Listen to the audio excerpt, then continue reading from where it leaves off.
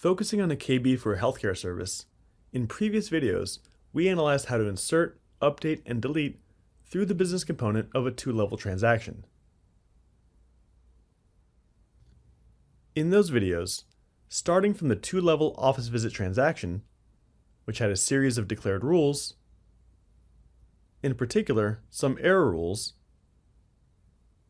what we tested was to insert an office visit with a patient, update an office visit, changing the office and modifying a line, deleting one and adding another, and deleting an office visit through a business component variable. Now we want to assign in batch mode the office visits for a given physician in the week following a given date in his or her preferred office. For example, for Dr. 1, Office 1, we'll want this office visit scheduled Monday, Wednesday, and Friday in the shift chosen for those days. For example, 1, Tuesdays and Thursdays on the next shift, 2, and Tuesdays and Thursdays in the remaining shift, shift 3. Basically, we'll only want to assign the office visits without patients. That is to say, only the records corresponding to the 7 headers of the transaction, meaning that we'll work on the office visit table and complying with all the checks and rules of the transaction, so we'll do it with a business component. For example, using a single variable, filling in the required data for the first record, and applying the insert method to it, then clearing it and doing the same for the following office visit on Wednesday. That is, loading the data and applying insert, and so on.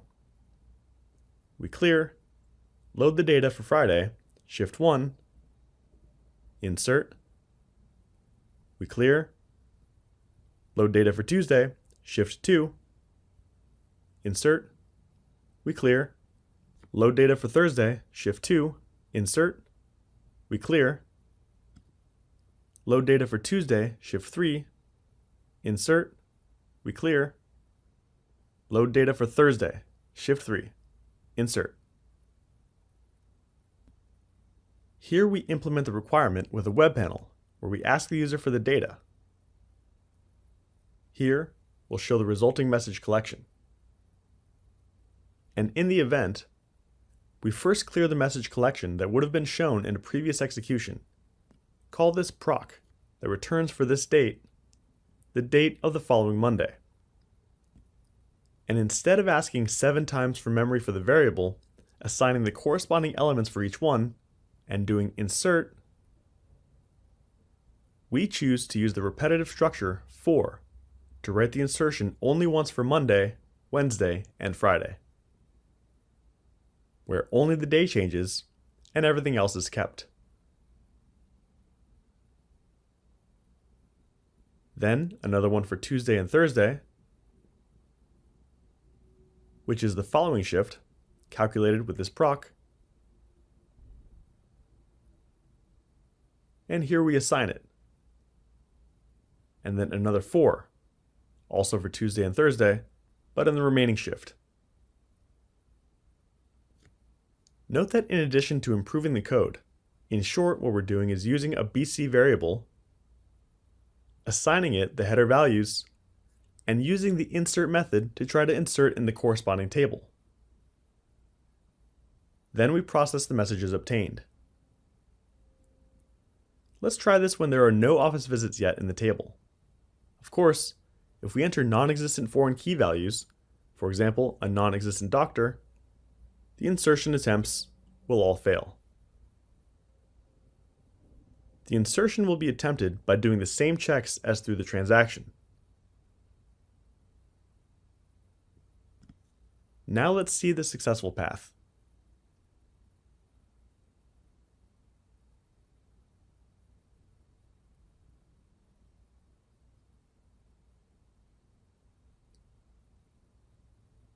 Another way to program this would be to load each BC into an item in a collection,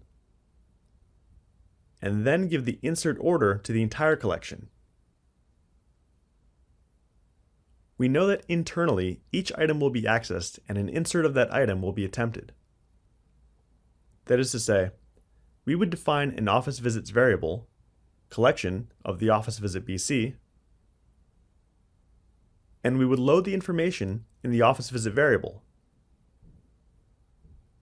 But instead of already inserting in the database, we would ask to add the BC to the collection.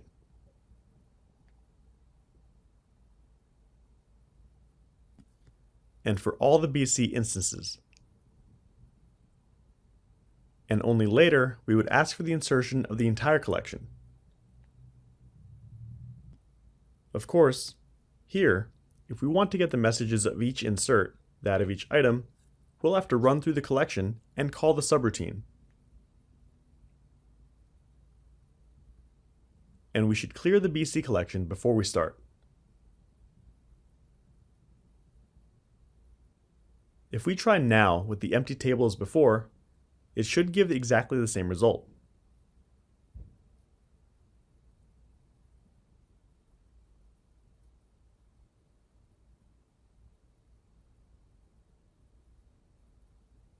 Wouldn't it be simpler to do it using a data provider instead of loading the collection manually?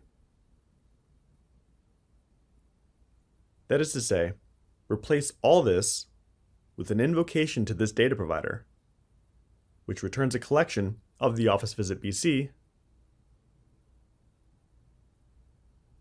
loaded in the same way as in the web panel event, but at a higher level.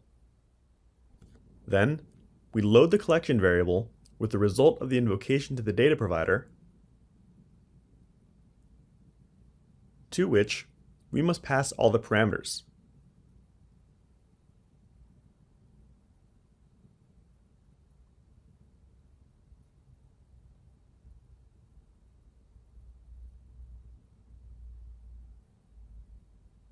Let's try it. Again, having cleared the table,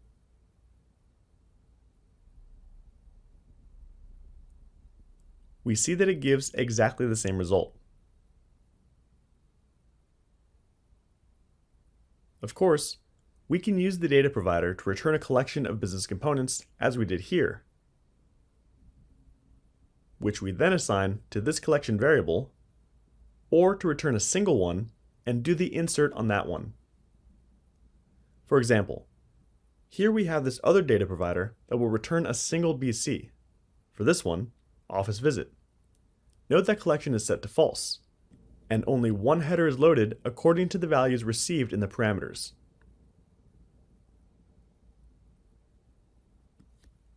Let's add a button that allows inserting a single office visit with the screen variables with those values.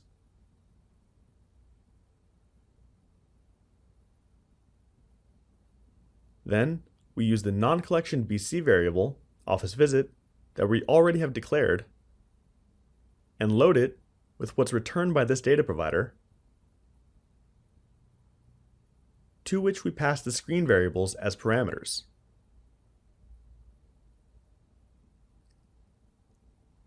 The variable is indeed of the BC data type and not collection.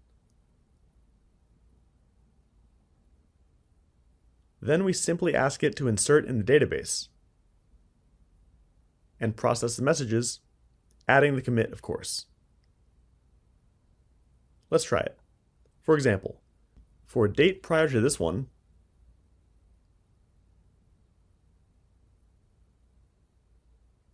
we insert successfully.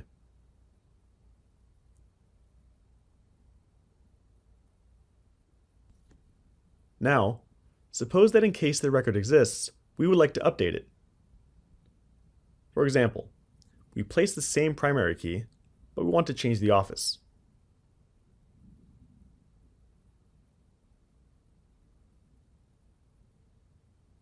Of course, a duplicate primary key error will occur, because we tried an insert and the record already existed.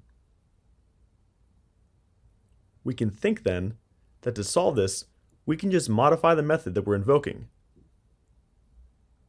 changing it to insert or update so that it first tries to insert, and if it fails due to a duplicate key, then it tries to update it. If we now try again to change the office of this doctor's visit to number 2, we see that indeed it did what we wanted. However, let's see what happens if we want to do the same, but this time, for example, for this office visit, for this day in the intermediate shift, and Dr. 1, who has another visit for the same day in another shift. Then we place that day, Dr. 1, shift 2, which is the intermediate shift, and we want to change the office from 1 to 2. Oops. Why did we get this error indicating that Dr. 1 already has 2 office visits assigned for that date? It's because the insert is tried first, and that's where this error is going to occur. Let's remember the order in which the checks are triggered. Before checking the uniqueness of the primary key, it'll first trigger the procedure that will calculate the number of shifts for that doctor. And if the result is 2 or more, the error rule will be triggered. What proves interesting here is that the uniqueness of the record will never be checked. Why? And there's something very important that should be known. Due to performance reasons, and assuming an optimistic strategy, in most cases, the insertion is not supposed to fail due to dupe PK. Therefore, all checks will take place first, and then the database insert command will be sent to the DBMS. This means that the insert is sent only when these previous checks were successful. And upon trying the insert, the DBMS may return the dupe key error. And only then will we know whether another record with that key already existed or not.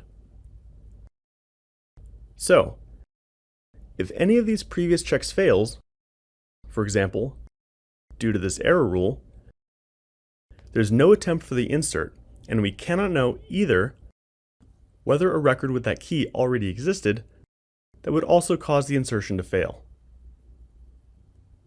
In this case, the update is not attempted because it's only executed if the insert failed because of a duplicate key. If we translate the logic of the insert or update method to what happens in the background, it would be something like this. The insert is tried, and if it works, it continues with the code that comes after. If it doesn't work, only if it's caused by a duplicate primary key, the update is tried, which may or may not work, of course. But we have to bear in mind the behavior we just described. That is, if the insert fails due to something else prior to the actual attempt for insertion, since it's never known whether the record already existed, then it'll never execute the update. The reverse method has not yet been implemented in GeneXus. But it should be analogous, in the sense that the insert should be tried only if the update cannot be done because the record does not exist, and not because of anything else. Since we don't have this method yet, we can try the update, and if it fails for whatever reason, try the insert anyway, knowing that if the failure was not because the key did not exist, then the insert will inevitably fail. Of course, we could also be more specific and try the load method, and ask if it was successful or not, and then order an update or an insert respectively. If we want to be more efficient, we can search for the existence of the record with a find formula, for example. Let's try the solution.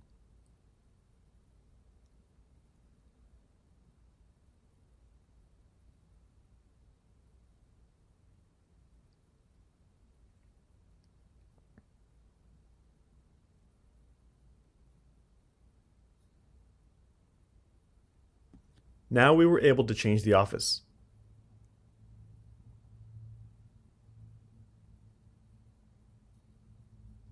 Let's go back to the batch insertion. Previously, we'd inserted all these records without any problems because there were no other records for that week in the database. But what if they existed? For example, let's suppose that these records already existed for that week when we want to launch the batch process. We'll want to do the same as in the previous individual case. That is, insert if there's no record with that key, and otherwise update. So, what should happen with each one? For the first one, there already exists a record with that primary key, this one. So, it'll try the update, which will work, changing the office for this one, number 1. For the second one, it checks if there's a record with that key, and since it doesn't exist, it tries the insert, but it'll fail because of a duplicate candidate key. The reason is that office 1 is already used. For the third one, it checks if there's a record with that key. It does not exist, so it tries the insert, which will be successful. For the fourth one, it tries the insert, which will count how many office visits are already entered for that day for the doctor, and since it will give 1, no error will be triggered, and it'll be possible to insert without any problem. For the fifth one, the same thing will happen. It'll insert without any problem. Now comes the sixth one, and since there's already a record with that key, it tries the update, which will be successful, modifying the office of the existing record. For the last one, since there's no record with that key, it'll try the insert, but will fail. Why? Because it'll find that Dr. 1 already has 2 office visits scheduled that day. How do we change the code we had to make it work like this? It's no longer useful to launch a massive operation on the collection of the 7 items returned by the data provider. We'll have to work individually, running through the entire collection, and in each case, checking for the existence of the record with that key. Here we must use the data of each BC. Or, if we want to do it a simpler way, we try the update, and if it doesn't work, we try the insert. Let's do so. Here we have the initial data, and now let's try to launch the schedule in batch mode for the following week, Dr. 1, Shift 1. Let's compare the messages generated with what we expected. The first one was updated successfully. Great. The second one failed due to duplicate candidate key. Good. The third one was successfully inserted. Good. The fourth one was successfully inserted. Good. The fifth one was also successfully inserted. Okay. The sixth one was successfully updated. Okay. And the last one failed because the doctor already had 2 office visits for that day. Great. Let's see that the office of this visit has indeed changed. Good. And this one, good too. So far, we've worked with 2 level BCs, but their second level was empty. What we're studying here in relation to the insert or update will have no difference with the case in which there's a patient collection that's not empty. Next, after addressing the differences between business component methods, we'll show how to perform the insert or update operations with a 2-level BC where we'll work with the lines. But we'll do it at the highest level using a data provider.